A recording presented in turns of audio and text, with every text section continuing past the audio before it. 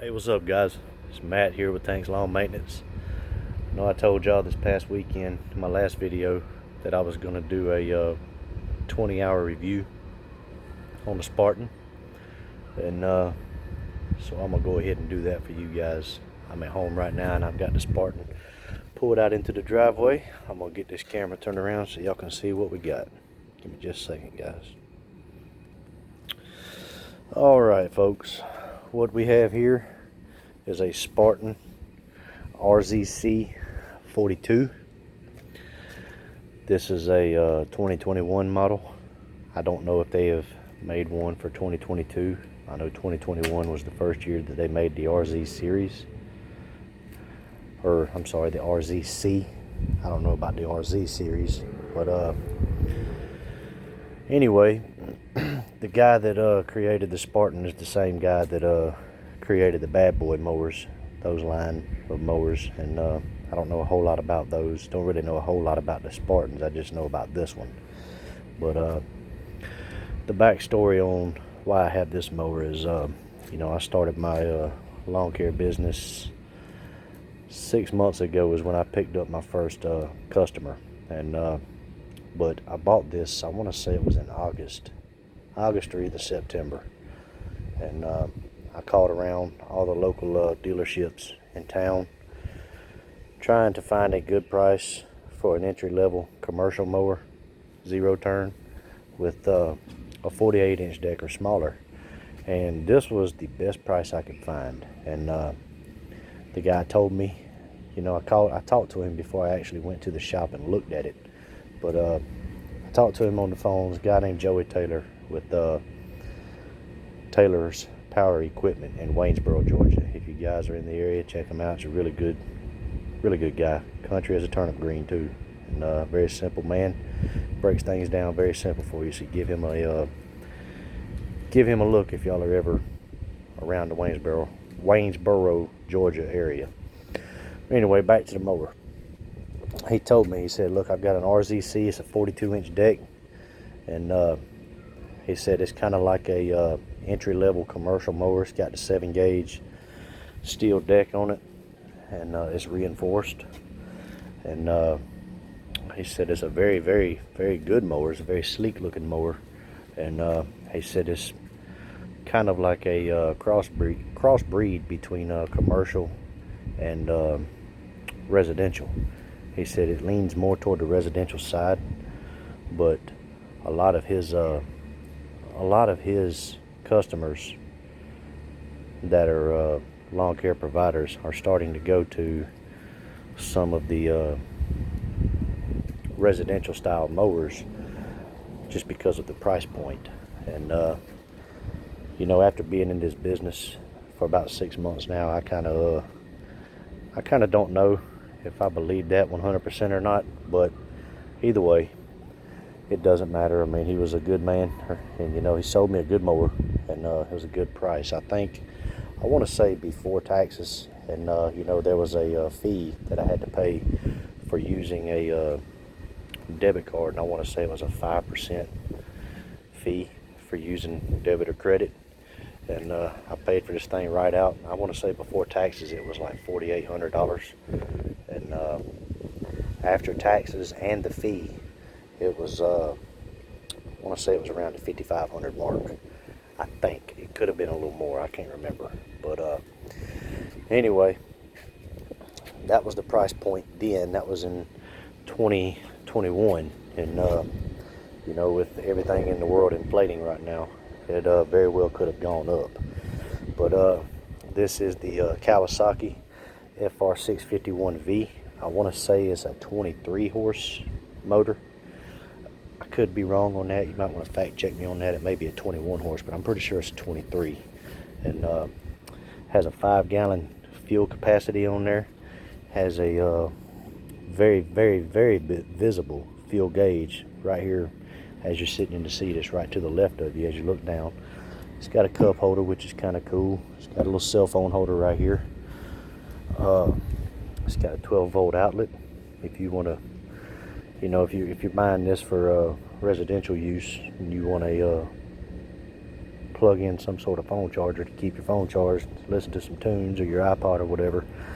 It's got a 12-volt outlet, and of course it's got your engagement. I can't even think of what this thing's called. You guys know what I'm talking about, the engagement control right here. And this is actually, this part of the mower right here actually has a lifetime warranty. It has stainless steel ball bearings, and you just pull it up to engage the blades, push it back down to disengage it. It's got the choke right here, a pull choke on there, and this is your throttle. And also right here, when we're looking at the controls, let me get up here so you can see a little bit better. It's got the digital panel right here, and this is a keyless start, guys. And I need to change the oil on this thing. I'm probably going to do that tomorrow when I get off of my full-time job. But it's letting me know that it's time for an oil change. I don't know if you guys can see that. But anyway, it's got 20.1 hours, and it has a light switch right here. And it's got all your other bells and whistles right here. But this is a keyless start right here. All you do is type in a code and then press start.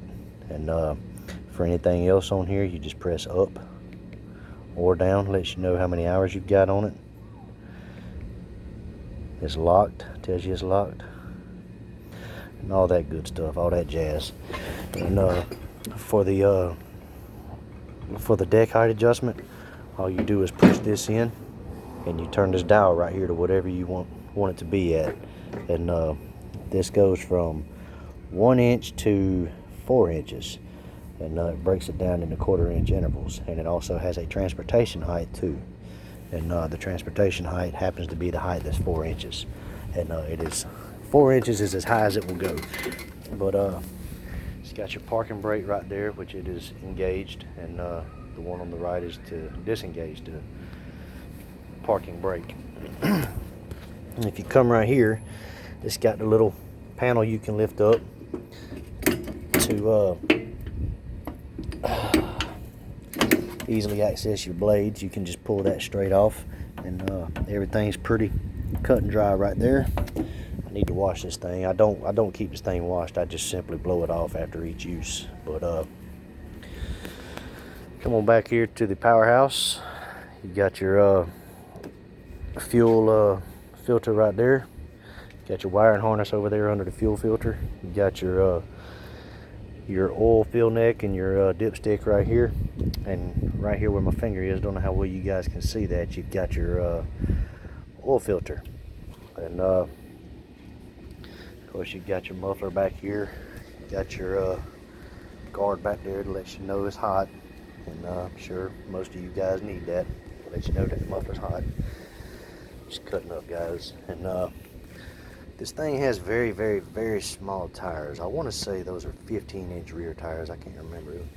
It says it right here on the tire. If I just take the time to look at it, I'm sorry. It's got 20-inch tires. But either way, I don't like these tires, guys. I think they're a little too small. And but for residential use, you know, it is what it is. It gets the job done. And it's got pneumatic tires on the front, the casters.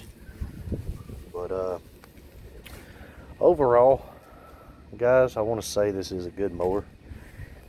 Do I recommend buying this mower for commercial use? No, I do not. Do I recommend buying this if you are wanting something to make your lawn mowing a little easier at the house? I absolutely do. It's a great mower. If you're planning on using this for just strictly residential use and maybe cutting your mom or your mother-in-law or your neighbor's yard or something like that, it's a great mower. It really is. It will cut your time. If you're using a push mower, it will, a 1/4 acre lot, you can mow your grass in about 15, maybe 10, 15 minutes with this thing. And that's front and back. But overall, it is a good mower for what it is. I can't really say that I'm impressed with it because I don't know enough about zero-turn mowers to say that I'm impressed. But for what I do, it has gotten the job done for me. And The seat right here, you can adjust the seat. You just pull this lever and slide up and slide it back and forth, whatever you need to do. But yeah, I mean, it's a good mower, but as far as doing this for a living, I would not go with this mower. I would definitely use this for home use, or just helping out your friends or your neighbors when they need it. But I definitely would not do this as far as commercial work goes. But I think I covered this with you guys in the last video, or either the one prior to that one. If it were, turn y'all back around real quick so y'all can see me talk here. My big old bald head up here. But if it were me, I would go, if you don't already have a commercial mower, if you don't have the funds to go out and just drop some cash on a commercial mower, honestly, if I were you, I would just stick with whatever you have till you get some revenue flowing, and then look and see what you got, and maybe splurge on a 36-inch walk behind. And I say that, I know a lot of you are probably thinking, you are crazy, why walk behind? You have to understand, guys, the area I live in the suburbs, and everything within probably 30 minutes around me, with the exception of a few things on the outskirts of town, just about everything around here has gated backyards. And most of these backyards are anywhere from 40 inches to 52 inches on their gate. And most of my stuff is probably around 40 inches. But I will say, this mower sits on my trailer more than it should. And I'd say probably about anywhere from 45 to 50% of the time it's sitting on my trailer, because I just can't get it in the backyards of my properties. I only have one yard that doesn't have a gate on it, and of course I use it whenever possible. But if you do have the funds, I would buy something cheap, maybe entry-level brand, like maybe a Bradley mower or something like that. But if you can afford to splurge a little bit, maybe buy something like a Hustler Trim Star or a Wright Velke. All of those are good mowers. But I would definitely go with a 36-inch cutting deck, and I would definitely buy some sort of grass catcher. There's tons of companies out there that makes these things, and there's tons of fabricators out there that make these things. But some range from the $200 range all the way up to the nearly $1,000 range. But stuff like that, you kind of get what you pay for. But my plan for this mower, I'm probably going to keep it. I'll probably, truthfully, I'm going to let business dictate this. I would like to keep this mower, even if I go out and buy 5 brand new mowers, if I have that kind of money at the end of the season. I doubt I will, but you never know. But I'd like to keep this mower because it's sentimental to me, because this is actually what started Tank's Lawn Maintenance. This was the first piece of equipment I bought from my company. And I wish I'd have done it differently, but it's a learning lesson. But I'm gonna try to keep this mower and just save up and either pay cash or finance a 36-inch. Probably I'm looking at Hustler Trim Stars right now. I really like those, the way they're built, because I have a lot of hills and I have a lot of small gates. And I thought about getting a right stander, like maybe a Stander B or a Stander ZK or something like that, but with the properties that I have, I'm not so sure that would be a good idea. But because my next mower will definitely be a 36-inch deck or smaller, possibly even a 32. That way I will be able to get into 100% of my backyards. But and also, I say a grass catcher because probably 50% or more of my customers around here are wanting their properties bagged, and I'm losing out on a lot of money because I just don't have the capabilities of bagging unless I push mow. And I'm not taking on any more yards that I have to push mow the whole yard. I just simply don't have the time. But that's my plan moving forward. And you know, I hope this video helped you. And maybe if you're a homeowner looking to buy a zero-turn mower, I mean, this is a stout mower as far as just a residential homeowner grade zero-turn mower. If you're living on a 1 acre or 2 acre lot, you know, you ain't got time to be push mowing and you're kind of wanting to get away from lawn tractors, this is a really good mower to start out on. It's a cheaper mower. It's not the cheapest, but it's a cheaper, and it's a very good mower. I would stand behind this 100% if you're a homeowner.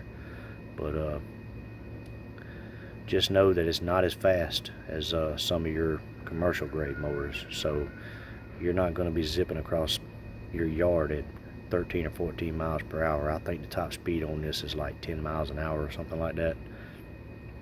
But still, it beats pushing a mower around, and it's a lot faster than a lawn tractor. But oh, I meant to mention the blades on this too. As far as cutting, this thing does not, you know, the factory setup, it does not cut, or it does not mulch at all. And you know, I didn't know a whole lot about this going into this business, about different blades and things like that. I figured a blade is a blade, you know, but I'm learning quickly that there is a huge difference in blades. This thing still has factory blades on it, and I'm having trouble having blades shipped to me. But I think what I'm going to do is just order some the X blade kit, and just have a get, you know, probably put maybe a high lift and a medium lift blade on here at the same time, and just mulch it, because it's going to mulch it up. Even if you don't have the baffles on here, if you don't have a grass catcher, you know, it's gonna mulch it up. And just because of the simple fact you're cutting with, on this mower, 4 blades instead of 2, so it's going to mulch it up a lot finer than what you normally would, and it's going to sling it a long ways because of the airflow. But that's probably what I'm going to wind up doing as soon as I can get stuff shipped to me. But this mower does not mulch at all as it sits at the factory. Coming off of the line, it does not mulch at all. But they do make grass catchers for this mower.